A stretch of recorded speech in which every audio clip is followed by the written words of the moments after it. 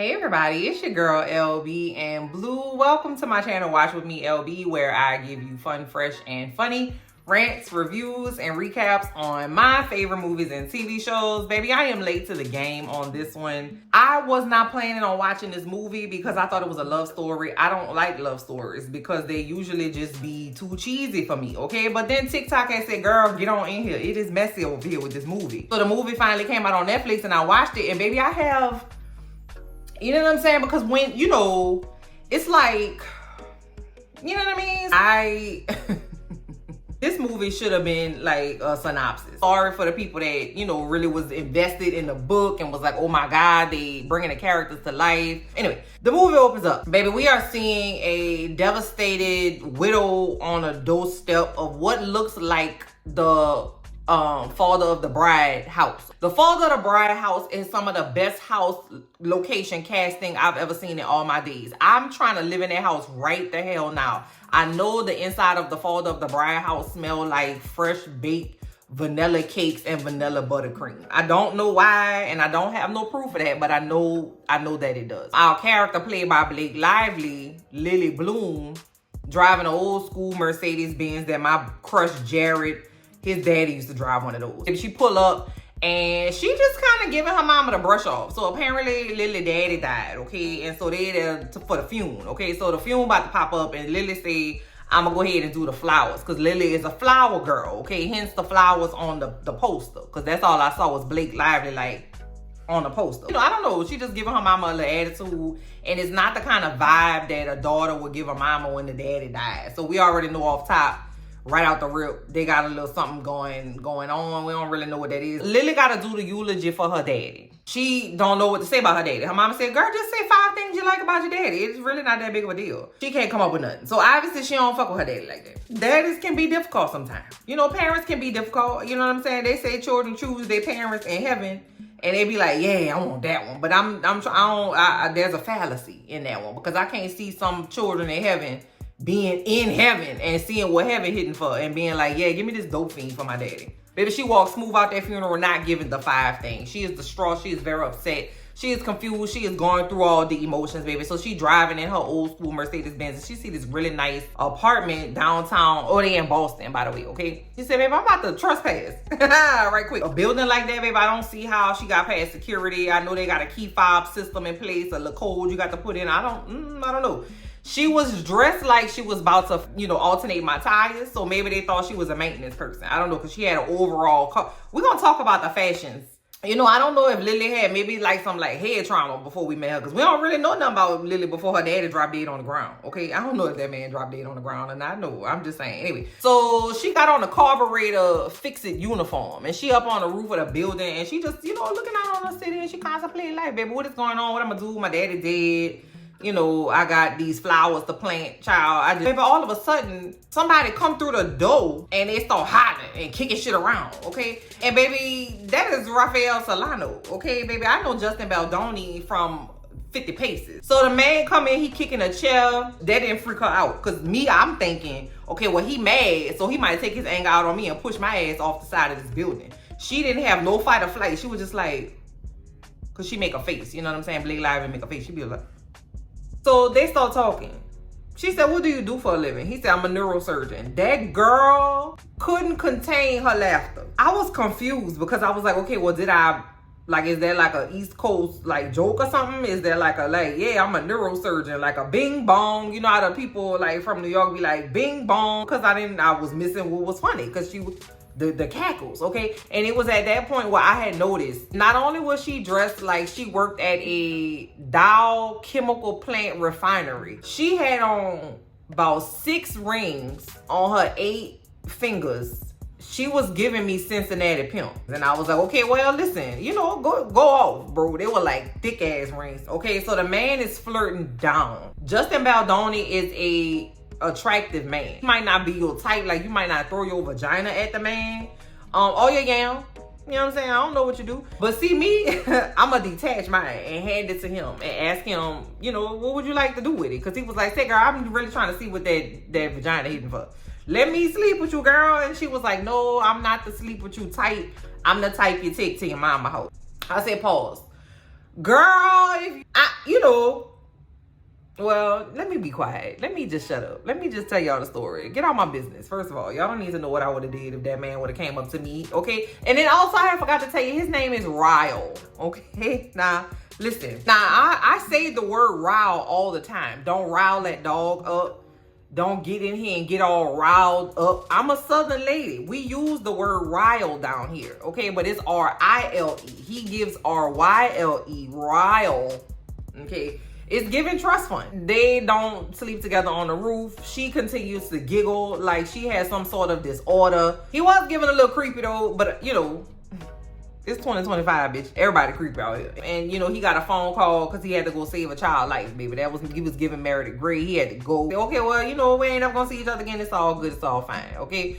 I had told you my girl Lily Cincinnati Pimp Bloom is a flower lady, okay? She's going to open up a flower shop in Boston somewhere. So she go get the keys to the flower shop. And baby, when I tell you, it's in shambles. Now, this was the first time where I really noticed one of her ramshackle ass outfits. I was confused about what season it was, okay? Because I know on the East Coast, baby, y'all don't play with y'all cold weather, baby. I'm a tropical girly, so, I don't know nothing for that. So I was trying to figure out what season it was because it looked bright and everybody else around her when she had that ramshackle ass outfit on looked like they had a little windbreak on. You know what I'm saying? It was giving April. It was giving springtime. She had on 17 pair of pants, 2 jackets, 1 pair of boots, 3 socks, 7 beanies, 2 belts, 7 rings. It's like, girl, are you unhoused? Like, if you gotta take all your stuff with, because I know, unhoused people, they sometimes they wear their stuff because they don't have nowhere to put it and they ain't trying to leave it or lose it. You know what I'm saying? So I was like, okay, well, it look like you got a little coin on you, so I don't think you unhoused or you living out of that Mercedes, because why you got all them clothes on? I don't know why she had all them clothes on, y'all. Y'all gonna have to help me out. And I know there's been so much talk about how she wore her clothes and Ryan Reynolds clothes and Taylor Swift clothes and all the little rich white lady clothes, child. She just wore everybody's clothes. And I'm confused because when I see these people on my local social media, they don't look ramshackle. You know what I'm saying? How you take several non-ramshackle outfits and put them bitches together and make a ramshackle ensemble? I just was confused. She is at her shop and she is cleaning up, and in walks Alyssa. Alyssa is a rich lady carrying a Birkin bag who says, girl, this place looks like the storefront for a fortune teller, baby, or do you have a crystal ball? So Alyssa come in and asked for a job, and I said, well, okay, so why though? If I, just L, had a Birkin bag and was wearing a sequin shirt in the middle of the day with nothing to do and I'm not at work, I'm not gonna walk into the dilapidated storefront and ask for a job, because she could have been cooking crack in there. What you talking about? And then I noticed, I said, oh girl, I know you. I say, don't be suspicious. Don't be suspicious. Don't be suspicious. Don't be suspicious. Don't be suspicious. Don't be suspicious. They start talking about how it's gonna be a flower shop, okay? And she said, oh girl, I can't. I hate flowers. I can't work with no flowers. Well, bitch, who asked you though? Like, what? I was confused about the whole conversation with them two, because Lily was like, girl, I hate flowers too. And I was like, wait, well, just hold on. Cause you don't like ain't nobody making you be a flower florist. Ain't nobody making you open a flower shop. You hate flowers? Oh, I fucking hate puppies. Let me go open me up a pet store. What? She said that flowers highlight the pain and the tension, and they're fleeting. And I said, okay, well, the fleeting part I get, because them bitches do die. But highlighting the pain and it's not a fucking contemporary art piece, bitch. It's a flower. Like, calm down. Like, the beauty of what a flower is, it's just the contemporary juxtaposition of the fleeting tension of the... Girl, calm down. Don't piss me off, Lily girl, no. Because you wearing beanies in the summertime and you're talking about how you hate flowers, but you got a flower shop. Alyssa was like, girl, yes, the fleeting turmoil of a flower, girl, let me work here with you. So then we get a like coming together montage, okay? And they playing, the money song. That's what I want. I need money. But here's the thing, okay? Here's the thing. Through the beginning of the movie to the end of the movie, Lily probably sold about $102 worth of flowers the whole time. Because what money you talking about? And then the end result for the flower shop, I was not expecting that. Okay, it was a very pretty situation, yeah. But it was giving Agatha all alone. Like macabre. It was like Morticia Adams. It was like giving me like, it was potpourri. That was the vibe of the shop. It was potpourri. Because at one point later on in the movie, her ass was up there hanging up a wasp nest. I said, wait a minute. What you hanging up a wasp nest for, girl? What is that for? And then they had cool flowers in the front of the shop. I'm a city girl, but I'm a southern city girl, okay? We don't be putting stuff outside like talking about at least a bunch of stuff. Something that they wouldn't mind losing. Because if somebody just group and take that shit and put it in their purse and walk the fuck off, you got to be okay with that. That girl had about $7,500 worth of flowers outside, just the whole width of the stove, for people to just come and be like, girl, let me take this from my old lady. And just, people be stealing out here. This wonderful movie, we get flashbacks of baby Lily, okay? It's a little lily pad. No, what's a small lily? A little lily bud? I don't know. It's a young Lily, okay? Lily is in high school, baby. Whoever the casting director was, kudos. Because you couldn't have told me that wasn't Blake Lively's sister. That girl looked just like Blake Lively. And she had the little mouth mannerisms down and everything. Girl, you cannot do a Blake Lively without doing the mouth. And she had that mouth down, okay? Baby Lily, she's a gardener, baby. She got her fingers in the dirt and she lives in a very wonderful house with her mom and her daddy. Her daddy is like the mayor of like, I don't know, Lilytown, Maine. I don't remember, child. Anyway, and next to her house is a damn bando. And I'm like, why the hell would the mayor be living next to a bando? And I'm not talking about like a house that is just not being lived in because somebody about to sell it or it's like somebody's second home. I'm talking about this is a bando. You understand what I'm saying? Boarded up windows, trash on the lawn, shit falling down, disrepair. And I'm like, I don't know. So she look outside her window one day. She said, oh my God, it is a youth living in there. That is a youth, okay, living in this downtrodden house, baby.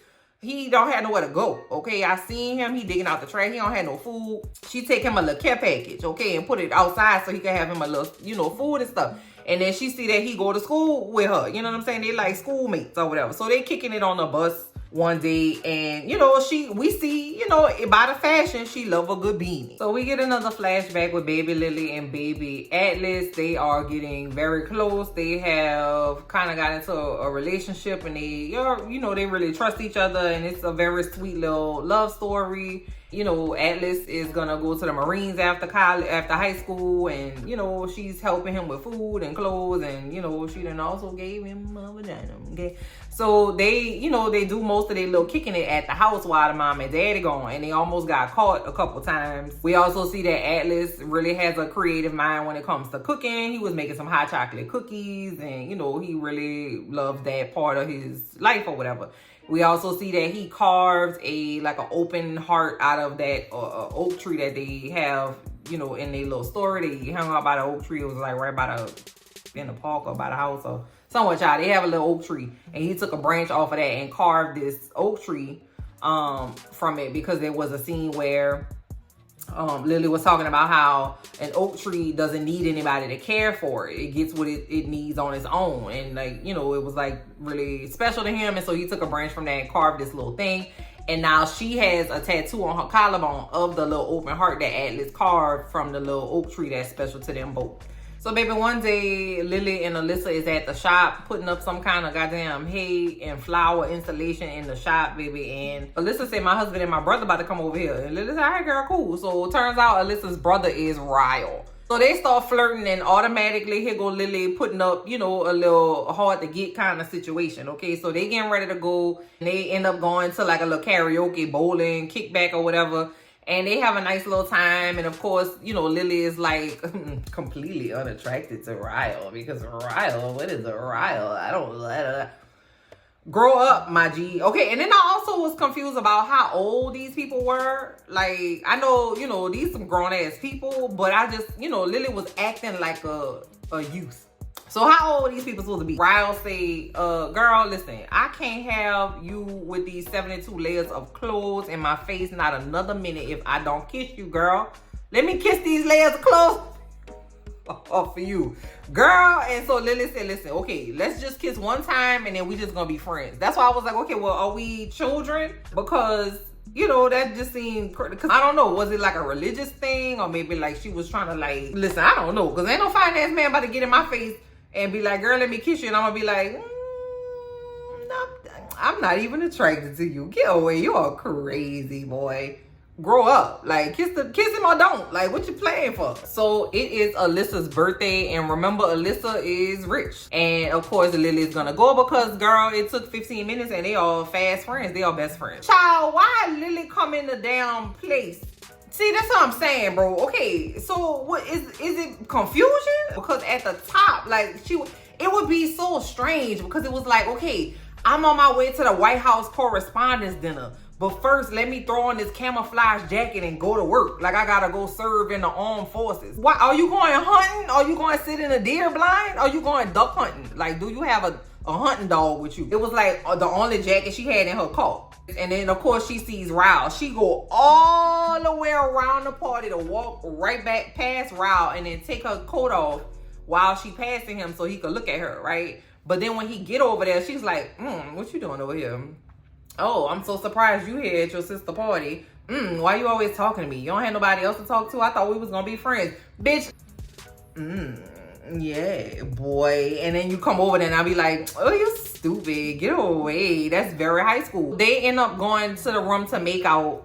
And then she says, okay, well, I ain't really trying to have sex with you. They end up going to sleep. So he end up undressing her and putting her in pajamas. Okay, and they end up going to sleep. They both in the kitchen, and then the sister comes over with coffee for her brother, and she sees that her best friend is there, and she's like, girl, what are you doing in here? First of all, because my brother is a whore, okay? Have you seen him? He's a whore. Don't he look like a whore? He's a neurosurgeon, okay? I don't know if you can be a neurosurgeon and be fine and single and not be a whore. I feel like it's like you take your little Hippocratic oath, and then they probably got like a little whole oath you take, and then you gotta be a hoe. So then we get another little montage where they getting to know each other. Ryle and Lily, baby, they just singing karaoke. They at the flower shop with no fucking flowers and no customers, okay? Just the business just in shambles. Cause baby, where's the customers at, girl? Why you got this business, girl? You got a fashion show with no fashions. You got a flower shop, ain't got no flowers, girl. You got dry potpourri in there. And you all in this man's face, girl. You need to go get your... your business is probably floundering while you got your vagina on this man yam like that, girl. You better go get you some business, okay? They have like a little date. Like, he's like, girl, come on, let's go back to the place where we first met. And we're gonna have like a little fancy dinner or whatever. So he up there with a tuxedo on. And she come up. Girl, Lily got my little buttons crooked, girl. Lily go up there and she got on a really pretty burnt orange dress and some cute heels, right? But then she got a fucking Carhartt jacket on. Okay, so Lily said, I'm about to dress like I'm going to the White House Correspondents' Dinner. But first, I got to swing by and scrape the barnacles off the bottom of this boat. Who has said? Who has said that a good idea? And you know another thing, and I ain't really trying to come down on Lily, no, because I don't know that lady. So now, baby, we get into the meat and potatoes of the story. We had spent about an hour and change watching these two people kind of get together, fall in love, and have flashbacks to when Lily had that goddamn beanie on. Ryle and Lily at the house, and Ryle and Lily are flirting and kind of making out or whatever, and they lose track of time, and whatever they have in the oven starts to burn. The neurosurgeon opens up the oven and with his bare goddamn hands reaches in the oven to try to take out a glass baking dish and pull it out the oven. Don't you need your hands? You don't need them? I mean, like, I feel like that's like an important part of being, you know, it's like, I feel like eyeballs and brain is like number one, but like hands is like right up there. You know what I'm saying? You remember what happened with Dr. Strange, bro? Dr. Strange, I'm not even gonna go there. I was about to take y'all down a Marvel rabbit hole. So he reached in there and tried to take out the damn casserole dish, and because it's hot and water is wet, he burned his hand and like flinched back and knocked Lily on the ground. Glass breaks because it's hot, it fall on the ground. And when he's trying to see about Lily, Lily pushes him away, and then he falls and hits his like on the glass. and he got glass all in his hand. His hand is even more fucked up. Like, that didn't make no sense to me. I just really didn't see a neurosurgeon reaching into a fucking oven barehanded. They get over that, and you know, he is, you know, Ryle got his hand wrapped up, Lily got a little shiner, and instead of staying at the house, baby, they go outside. Okay, they go to dinner with Alyssa and her husband at Root. Okay, that's the place named Root. It's a new restaurant in Boston. So baby, they get to the restaurant, and Alyssa's like, bitch, what happened to you? Say, oh girl, it was an accident, everything is fine. Okay, cool. So the server come up and they say, what you want to drink? So the Lily look up, and baby, it is Atlas. Okay, she hadn't seen Atlas since the 99 and the 2000. She act like she don't him, and she get completely like weirded out. And I thought that was so strange, because it's like we didn't do nothing wrong. Like, it ain't nothing. Why wouldn't she just be like, oh my God, Atlas, I can't believe it's you. This is my boyfriend Ryle, the fine-ass neurosurgeon, and his fucking sister with the shimmers on. Okay, this Alyssa. This my best friend, and this her husband. I don't know that man's name. Did he have a name? It don't matter, child. Anyway, she get freaked out. She go in the back. They end up running into each other, obviously, and they end up talking. So they say, oh, you know, I got my, he said, oh, I got a girlfriend. This my restaurant. You look good. X, Y, and Z. I got a flower shop. It's over here, and they just whatever in like a little secret little. He see that her eye is black, and he don't like that. Baby, Lily say, first of all, mind your business. Second of all, it's not what you think, and I'm about to go. Who is waiting on them but Ryle? Okay, Ryle is getting riled up. Okay, because next thing you know, Ryle and Atlas start fighting in the back of the restaurant. So, you know, Atlas gave him a quick little 2-piece because he's a chef. Okay, so they leave out the restaurant, and Ryle is just so upset because who is that and what's going on, and oh, that's Atlas, and I can't believe you didn't tell me about him, and do you love him, and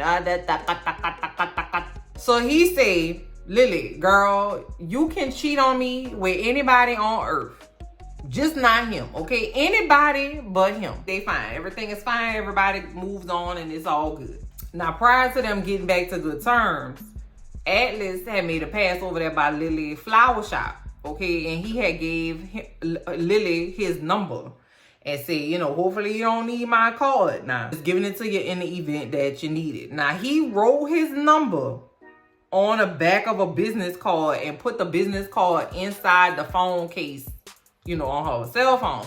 And I was confusion, because could he not have saved that in the phone as flower distribution warehouse? So I forgot to tell y'all, Alyssa is pregnant. Okay, Alyssa has been pregnant, and she been going over there to the flower shop working a full. I don't understand why that girl would ever go in there and be like, girl, I need a job. I am independently wealthy times 2, but I would really enjoy working in this dusty ass flower shop with a stranger that hates flowers like I hate flowers. I hate flowers. Let me go work in a flower shop. It's just you ain't never gonna get me to understand that. She give birth to the baby, and everybody's just over the moon. That really had inspired Ryle in his heart, and so he proposed to Lily in the hospital with the baby in his arms. So Ryle and Lily have gotten married. So we didn't get to see the wedding, and her mama was mad about it too, because we get a scene when they're in the kitchen and the mama fussing. The mama is insufferable. She needs to shut up, but she not, because they in the kitchen, and Lily said, oh, babe, charge my phone. So he take the phone in the back to go charge it, and then the next thing you know, we hear a big crash. He sees that he has smashed the lamp, because he has found the cord in the back of the phone. And in this scene, we see that he about to leave the apartment, and then something happens, and the girl end up falling down the stairs. Then the next thing you know, she wake up, and Ryle is in front of her, giving her the whole neurological exam. How many fingers am I holding up? What's your name? But then baby red flag, because what am I doing right now? And then she was like, helping me. And I was like, that's not a part of the standard battery of questions, you bastard. What you asking her that for? That's a red flag. You're manipulating. I don't like that. Then he gonna say, tell me it was nothing. And then she said it was nothing. What was nothing? This fucking accident? This was an accident, wasn't it? Same way you burnt the goddamn quiche Lorraine in the oven and hit me in the face. That was an accident too, huh? Why I got to tell you it wasn't nothing? Am I clearing your guilty conscience? Don't piss me off, Ryle, bro. Now, the next scene is what I thought was the most realistic, nuanced, very subtle depiction of abuse that we have in this movie. Because Lily's unused flower shop that don't nobody go into has won like the top 10 new businesses in Boston, along with Root. Ryle comes home and he is on one. Okay, he got a bad fucking attitude. His energy is off. All right, he makes her read the write-up that they did on Root. Keep in mind, she have this tattoo of the open heart on her collarbone, and she said it was nothing. Like the tattoo didn't mean nothing. It was just like a stupid little tattoo you get when you a little kid or whatever. In the write-up, he talks about how it actually has a meaning, and the word root is come from an oak tree, and when he was younger, and like it explained everything, and basically ended up making Lily out to be a lie, right? She lied to Ryle because she ain't want him to know, right? Okay, and he like tries to like force himself on her, and she's like begging him to stop. Like it was like a scene. The scene was like 3 minutes of her just saying, "No, baby, no. Like don't do this. Stop. I want you to stop. Please stop." Like, child, tell me why he turned into motherfucking Army Hammer, that other white dude that was supposedly biting bitches in the club, and bit her collarbone trying to bite the goddamn tattoo off. So you mean to tell me you're a fucking cannibal too? Then what happened to your oath, Ryle, bro? That's what I'm saying. Don't piss me off because you're on red flag number 6. We got to fight now. We have to fight now, sir. Because one, you're not going to manipulate me. You're not going to hit me with a Keisha Lorraine in the face. You're not going to slap me in the face, black my eye. You're not going to blame me for some shit that ain't got nothing to do with me. You're not going to make me read this goddamn article, bitch. I'm done with school. I don't want to read no more, okay? You're kicking chairs on the roof when I first met you. You're walking around acting like ain't nobody got problems but you. So she get in that old Mercedes, baby, and she busted on down to Atlas restaurant. And she get down there and she soaking wet. And Atlas is like, "Oh my God, I gotta take you to the hospital." So now her and Atlas done found out she pregnant with this man baby. Okay, and so she's like contemplating whether or not she want to keep it. And you know, she got to go through all of this with Atlas. Atlas take her to the house and is like taking care of her. Once again, she did not take them goddamn rings off. I think our girl Blake, that's y'all girl, that's not my girl. I don't know that lady like that.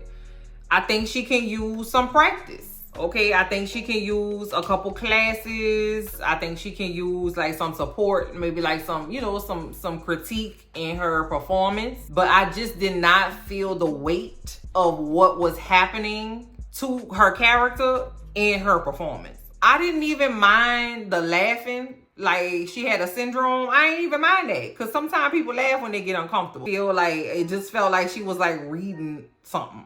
It was like, how am I supposed to take care of a baby? Like, and even I ate that up just now, okay? I ate that up just now. I think I want to see that other cut of that movie. So now, baby, it's back to life, back to reality, okay? We got to leave. We can't stay in the shelter of Atlas' little house. And so he drop her back to her car, and they have a really sweet embrace. And he says, if you ever find yourself in a position to fall in love again, just fall in love with me. And I was like, okay, you ate that down. Probably would have went. I probably would have folded, bitch, like a card table. Okay, I probably would have folded. So now Lily and Alyssa get together. Okay, and so, you know, Alyssa know what happened. Her brother, you know, did what he did or whatever. So they end up talking about their older brother. So Alyssa and Ryle had an older brother named Emerson, right? And so it comes up because Alyssa is like, since Ryle was a child, it was like he was always holding something back. It was like he was dying on the inside and he didn't really, you know, let himself be vulnerable, open up to anybody until he met you. And so Lily was like, well, what happened to Emerson? So Alyssa says that when Ryle and Emerson, the older brother, were little, Ryle was like 6. And they were playing cowboys and they found a gun and they didn't know the gun was real. And Ryle shot and killed his brother Emerson. And ever since then, he's been like, got like a dark cloud on him and, you know, what have you, which is, you know, understandable. It's a traumatizing thing for a child to experience. I don't know. It was like they set it up to make him have the excuse of having accidentally killed his brother as the reason why he was fucked up. Ain't no excuse though. Okay? Listen.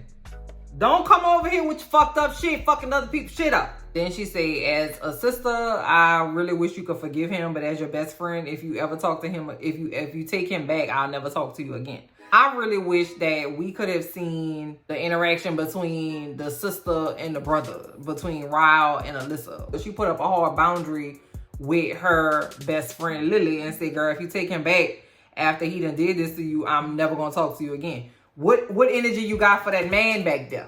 Okay, what energy you got for your brother? Okay, how strong of a boundary you willing to put up? So now, you know, Lily is pregnant. They're not together anymore. She didn't go back to him, and we are seeing her getting ready for the baby. She done found out she's having a little girl, and she's, you know, doing her thing on her own. So Ryle come over to the house, and they have a little cute little moment where, you know, he feels her belly and he feel a little baby kick, and then he's like, girl, I need my family back, girl. Never gonna happen again.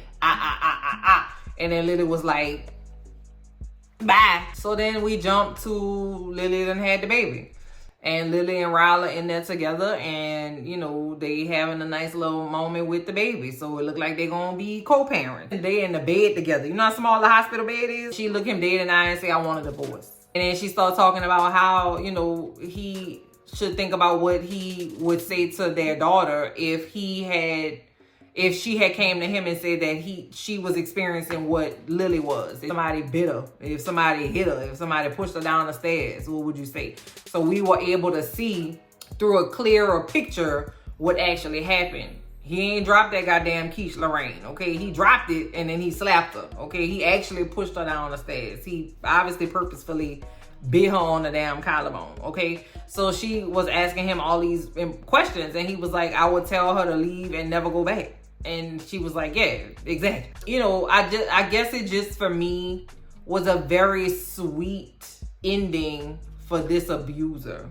He's still rich. He's still good looking. He's still a doctor. He still got money. He still got resources. He got, you know, a little co-parenting relationship with this lady. He got a child. He could be the Disney dad if he wanted to do. You know what I'm saying? He can go out there and torture another fucking lady on the street. You know what I'm saying? Ain't really nothing happen to him. And I fucking don't like that shit. I don't like that, okay? If you gonna give me an abuser, I need for them to get electrocuted at the end. I want them to just be drawn and quartered. I want them to be tarred and feathered. I want them like lightning to strike them. I want a tree to fall on their bottom half, bitch. I want them to fall asleep on the damn railroad tracks and just can't get up in the railroad tracks, run over their legs like what happened at to America's Nation Daddy. What's the name of that movie? What's the name of that movie with Natalie Portman, Stockard Channing, and America's and Ashley Judd, and it was a number 5, and they had kidnapped the little girl, and it was Forney with, you know what I'm talking about?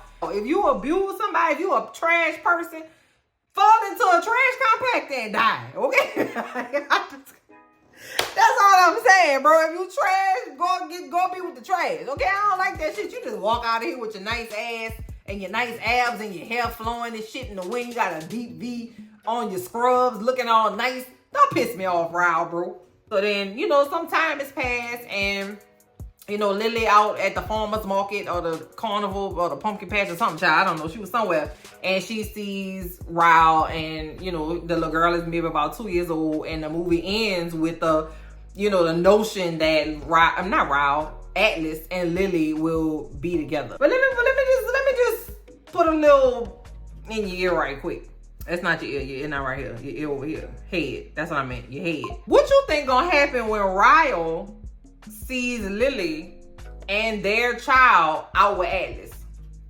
Ryle gonna cut a fool, and it's always gonna be some shit. And then also, who's to say that he not gonna do that to that little girl? That's what I'm saying. He need to go to where the trash compactor, bro. Put his ass in an incinerator. He need to die. He just need to die, okay? Abusers need to die. That's where the movie ends, y'all. This movie, I'm gonna give this movie a solid 4.27689 out of 10. There was no there for the majority of this movie. We spent buku long getting to see these people fall in love, and then spent 15 minutes watching it fall apart. And then Atlas had a suede jacket on. He dropped some bars, and then, you know, they went to the pumpkin patch, and then that was just it, y'all. I don't know. I have got to tell y'all that Lily Daddy was Owen from Grey's Anatomy, and it just blows my mind that that's a Scottish man, because his accent is just fantastic, okay? Shout out to the Scottish cousins. And, you know, that was just it. Comment down below and let me know what y'all thought about this one, y'all. I can't wait to talk to y'all in the comments. I'm going to talk to you later. Bye. Share. You need to die.